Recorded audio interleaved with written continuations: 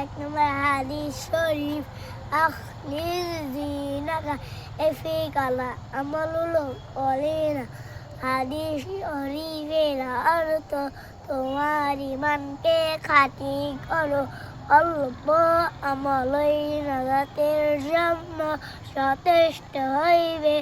2 নম্বর হাদিস শরীফ খৈরুকুম মান আল্লামাল কুরআনা ওয়া আল্লামাহু। 2 নম্বর হাদিস শরীফের অর্থ তোমাদের মধ্যে সর্বোত্তম ওই ব্যক্তি যিনি কোরআন মাজিদ শিক্ষা করেন এবং শিক্ষা দেন। সালাম দাও।